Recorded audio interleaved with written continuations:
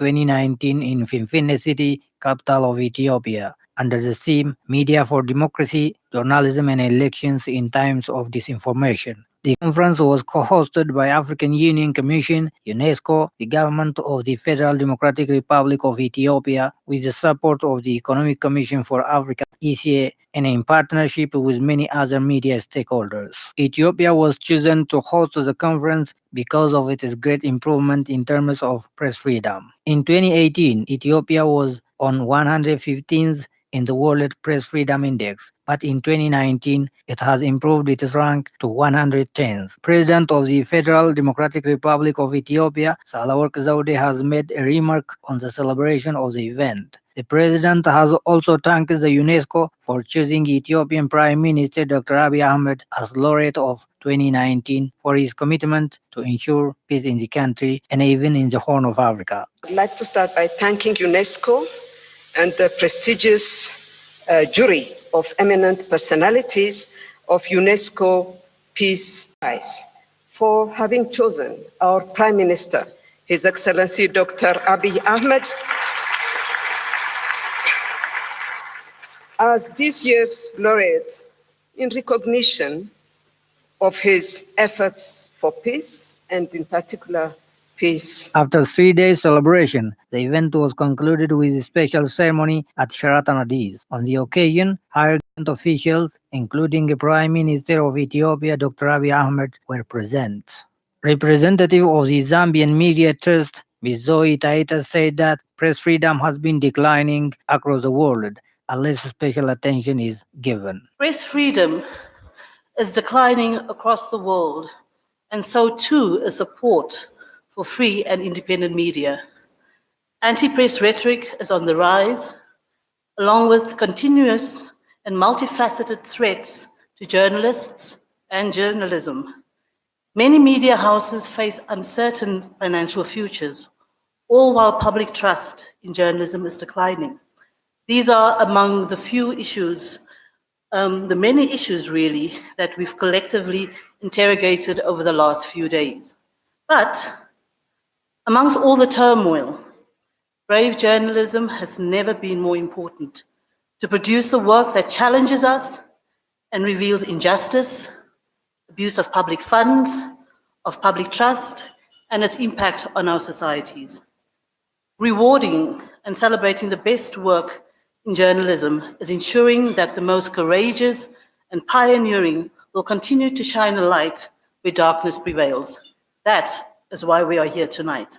She noted that it is the best time to be journalist, regardless of many challenges in the world.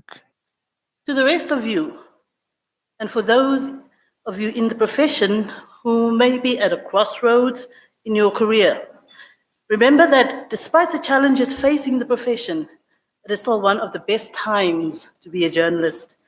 It is a position of privilege and great responsibility in a world that needs compelling storytelling that bring people to audiences and audiences to the people.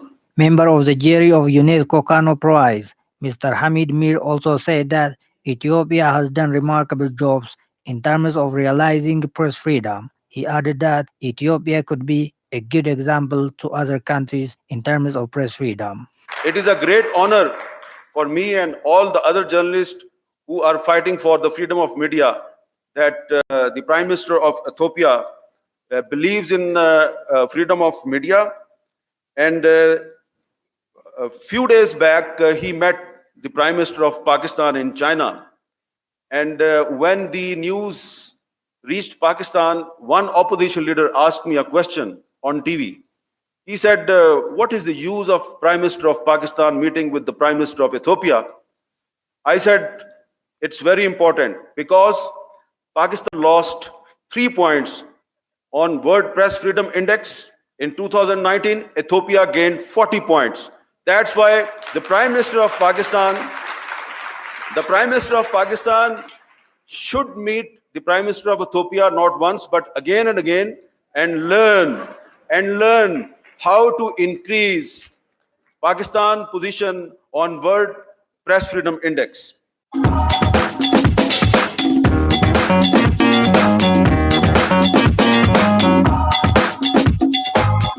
Prime Minister of Ethiopia, Dr. Abiy Ahmed, on the conclusion remark of the 26th World Press Freedom Day of 2019 said that there is no journalist in prison in Ethiopia this year.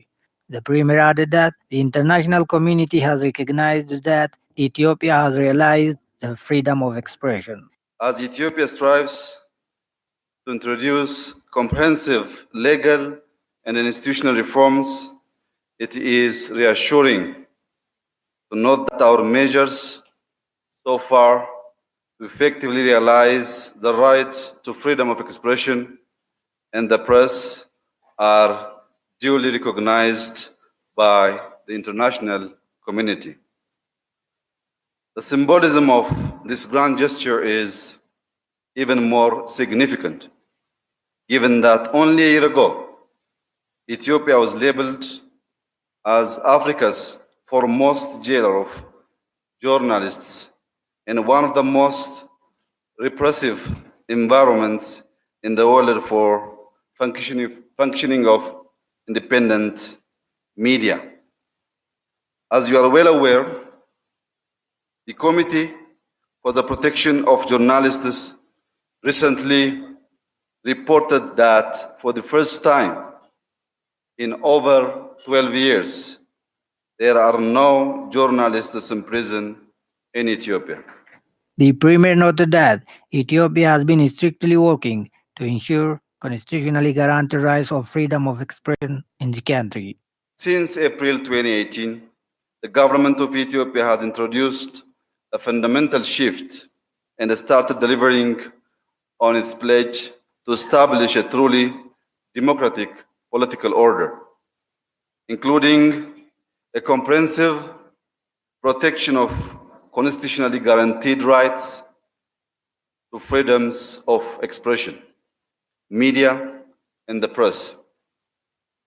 Our expression of political will to open up the media space began with the release of prisoners who had been jailed and harassed for their ideas, their writing, and their activism.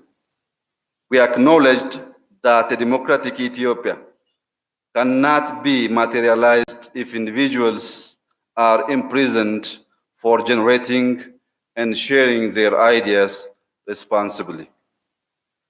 With this acknowledgement, we also opened up more than 200 news websites and blogs that had been blocked. Thank you. Curtailing the freedom of citizens to access information. Media entities that had been charged under the infamous anti-terrorism law were also given amnesty and allowed to return to Ethiopia and engage. Thank you. Journalists also imprisoned for their reporting have been set free and are now engaged once again. Furthermore, newspapers and magazines that had been banned from operating are back in business. Dr. Abiy highlighted that the government has also opened a door for all political parties to play their level best in building a democratic system in the country. More than 10 political parties that had resorted to armed struggle in exile are also invited to return to Ethiopia and engage in peaceful struggle.